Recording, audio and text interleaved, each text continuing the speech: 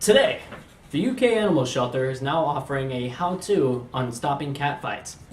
And no, it's not steroids.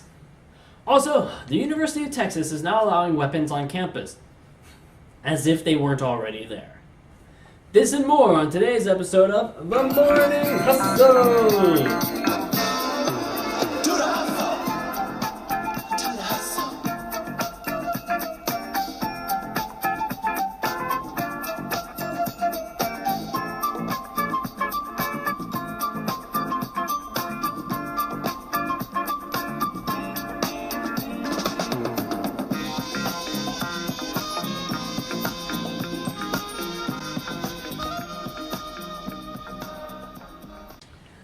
Good morning. I'm your host, Walt Duncan here, to provide you with the knowledge to prove that you do know what's going on in the world, despite what the voices keep telling you. So, for our first story, we hop over the pond to the UK, more specifically London, the big crumpet to our Big Apple. There, the Battersea Dogs and Cats Home is sharing some tips and tricks with the English government to lessen cat fights at Downing Street. No, not like lady on lady fights. Actual cat fights. As of yesterday, a feline warrior specialist has been in contact with the Downing Street and the Foreign Office after the champion of Downing, Larry, was in a scuffle with Palmerston, the challenger hailing from the Foreign Office. But instead of hailing these worthy fluffy warriors and showering them with awards, they have imposed restrictions and placed them under house arrest, claiming that because of their sociable, bold, and confident nature, it makes them prone to acts of aggression when the other crosses into their territory. Now, we here at the Morning Hustle are willing and able to go even deeper into the animal fighting ring. Unlike all those other journalists who stay in their cushy offices, I went into the field, and in my top-notch research and sleuthing, I procured a very special interview with none other than the animal behavioral expert, Ashlyn Scott. Here it is. First of all, I want to thank you for coming out to do an interview with me, sir. It's a fabulous honor to be speaking with such a respected person such as you.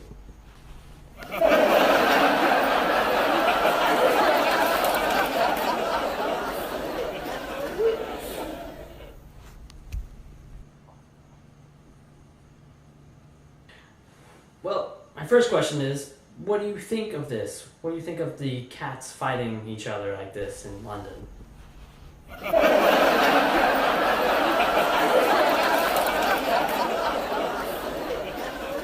so you're for fighting?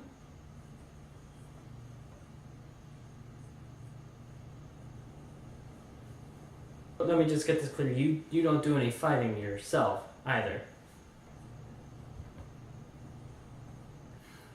So you don't much as enjoy the joy of fighting, but you just enjoy making money from these fights as you're too squishy? Alright,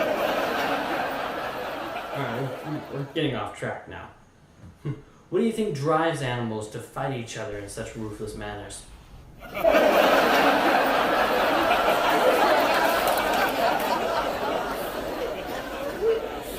understand that. We're all driven to do things by different things. Alright, so tell me this. If you were put into the fighting arena with the cats, do you think you would win?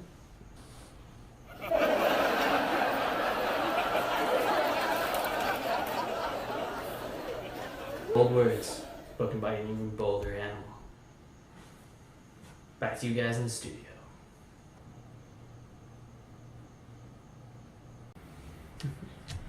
Wow, what an honor it was to speak with such an intelligent individual.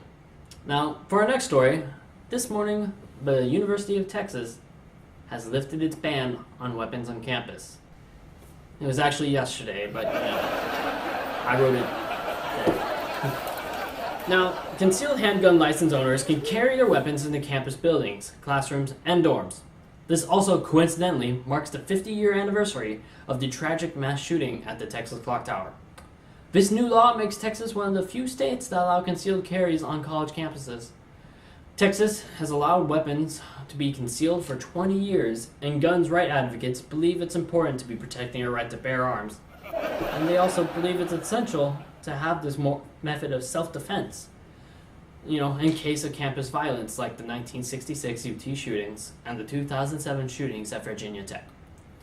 But opponents to this law believe that it's just going to lead to an increase in campus suicides.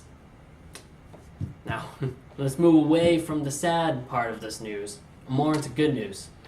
For all you viewers out there who are going to be sleeping in those dorms at UT, don't worry. Your roommate's not going to be allowed to carry his .44 Magnum that he joyfully refers to as his friend Basher into your room. Just everywhere outside the room. Also, college professors and other faculty can declare their offices as a gun-free zone. It's a good thing guns only work if you're right next to them and not from a distance. Really dodged a bullet there. Or maybe not. These regulations differ from college to college, though, and the ones I just mentioned are only for UT. For example, Texas A&M carriers are allowed to bring their weapons in the dorm rooms, and teachers must get permission from the administration to ban guns in their office. Sorry, the friend basher is coming after you.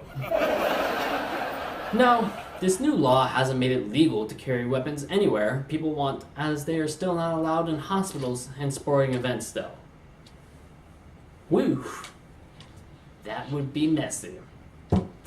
So, in other news, Miss Teen USA will be allowed to keep her crown despite the public outcry of her past tweets that used racist language. Now I bet you're all rethinking all those tweets you've ever posted now, aren't you? Anyways, the Miss Universe organization issued a statement on Sunday disapproving of Carly Hayes, the winner of the pageant, and her racist tweets.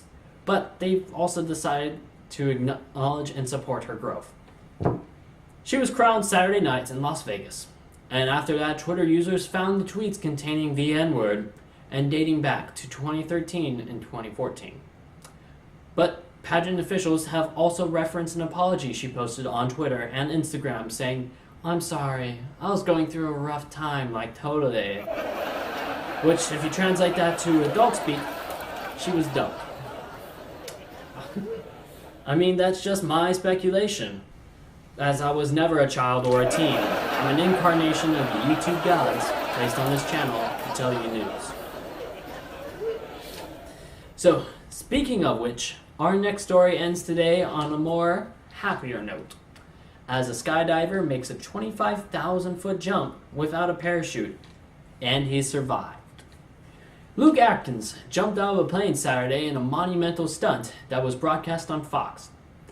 He fell for 2 minutes, aiming for a 100-foot by 100-foot net that was suspended 200 feet from the ground. Atkins isn't the first person to attempt a skydive without a chute or a wingsuit. I want one of those. Those are cool looking.